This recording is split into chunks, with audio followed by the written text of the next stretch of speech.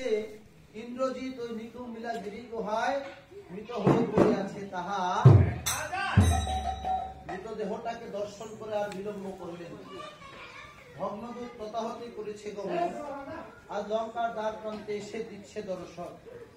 ভগ্নদূত ভাবে মনে মন, পুত্রের মৃত্যুর সংবাদ আমি রাবণ রাজার নিকটে কেমন করে করব প্রেরণ, কেননা এই জগতে কোন পিতা পুত্রের মৃত্যুর সংবাদ সহ্য করতে পারে না।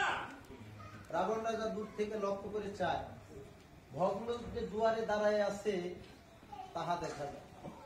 ভগ্নদূতকে দেখে বলে, হলো ভগ্নদূত, ভগ্নদূত বিলম্ব করিস না বাবা, তুই আমার কথা নে, শীঘ্র করে মম পিতৃ ইন্দ্রজিতের খবর অবলম্বন থেকে করজোর করে দাঁড়াইছে মহারাজের সন্নিকটে। বলে ভগ্নদূত, মহারাজ, মহারাজ করি নিবেদন, আমি এই মাত্র দেখে এলাম ওই রণভূমিতে নিকুম্বিলা গিরি গুহায় লক্ষণের হস্তে আপনার পুত্র ইন্দ্রজিৎ হয়েছে। আজি যখনই শুনিল রাবণ গো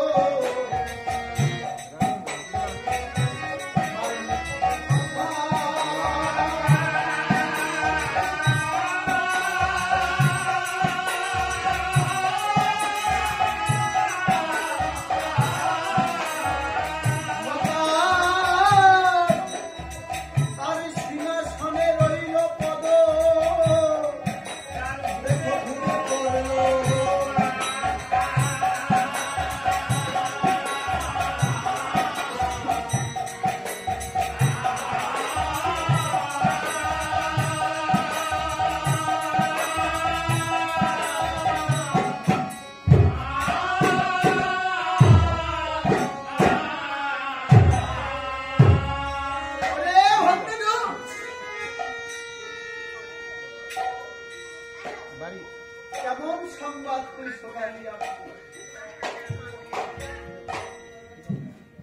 ভগ্নদূতরে, এই জগতে আমি একজন পিতা, আমার একটা লক্ষ্য ছিল, সে হচ্ছে আমার ইন্দ্রজিৎ।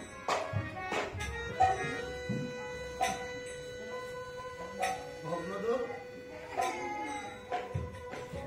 আমি বাহির হতে ঘরে এসে যখন আমার পুত্রের বদনখানা দেখতাম,